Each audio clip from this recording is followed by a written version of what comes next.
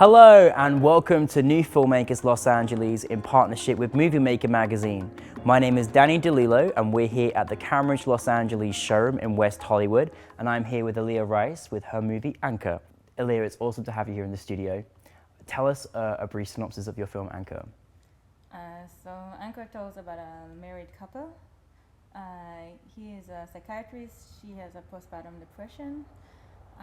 She want to go to her parents to clean herself of the sedative he brings her from work, and he wants her to stay, and it's like the way to the airport and how the relationship affects their little baby. And it's a really lovely story, and I really enjoyed watching it. You had the cutest little baby in there as well. Where was your inspiration for the film? So it's coming from like something from my family in the past, but it's about like relationship between a couple from two different cultures. But then when I moved here, it's got even more like importance in my life. It's like I'm thinking about like what it means to me, like to meet guys that are from the culture here, what like if we ever meet in the same place. And so a lot of things about like being a woman in this world, and like how valid is what you're saying. Like, Right. You know, I think it's an important subject. Postnatal depression is something that exists with a lot of women. Is that something you kind of thought was important to advocate into making this film? I think it was less of like specifically like the postpartum depression. I think that a lot of times like women like discarded as, you know, like being the crazy people if it's like, you know, being like, you know, under the hormones of like, you know, that time in the months, or if it's a postpartum depression or whatever it is, and it's like you are the crazy person in the relationship. You're the person that have issues. They have like those days where you're not. And specifically like it's like we always have good excuses why we are the crazy people, and I wanted to talk about like, you know, that it's not the woman is the crazy person. Like there are things that are influencing, but they're not to the level of the relationship. Now the actors, how did you come across the actors? So I got to both of them through Facebook. Ah. But the official one, it's like I saw like the actor was a very major actor in Israel years back. He lived in the LA for a while and he came back to Israel, and something about his energy felt like I felt that like he couldn't understand the same thing that the character couldn't understand about her. Like both my father and mother looks exactly like those actors. So like, and I only looked at it like after I made the movie, and I was like, I probably saw it when I was a kid, and I had it in the back of my mind, and I designed it to be that. So you knew what was going on. Now you filmed this just outside Jerusalem in Israel. Yes. That's amazing.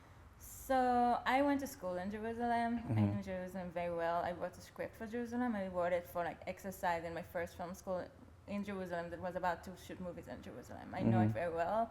It's not weird for me to shoot there. That was very immediate for me personally. But to the Columbia University people, it was a little bit more challenging because like it was like uprising in Gaza, and it's everybody outside Israel thinks that Jerusalem is very dangerous. It's a little bit dangerous now, but in general, like it's just a city, another city. Israel like learned to live with like all the security things like every day, and so it's not an issue. It's mostly like it's easier to shoot films in Israel because there's a little bit less bureaucracy. You can actually make a phone call for the person like in the city hall and like get your approval to shoot there. So it's like oh, LA, listen up, you know. Yes. I like that.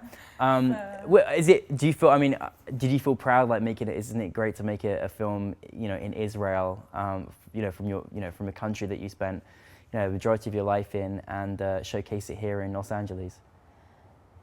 It's cool to bring something that is like to make people like clear. Like it's more like to show like how like similar the humanity there like here, that it's not something out of like, you know, that people tend to think that in any other culture people live in a different humanity. The same humanity have different elements to it. Yeah. But I write about Israel. I wanted to make this film because it came out of situation in Israel, and like the sensibilities are very particular to the place. But I didn't feel like representing the country when I did it. Everyone has relationship issues and problems throughout the world. You know, we might speak different languages, but we've all got issues. You know, and so I think it was great. Now, what's it like to have your film officially selected for New Filmmakers Los Angeles? It's really nice, you know, like I saw the films like in previous festivals, and it's like I felt like I wanted to have that context in the film. Like it is like, you know, to have a like an external perspective in America and specifically in Los Angeles, it's always like you always feel like you need to do exposition to everything you need to say, and it's nice to bring some of like the sensibility here and to have people seeing it less foreign to them, and it's like you don't need to do as much introduction to things. What's next for you? I have a few feature films that I'm working on.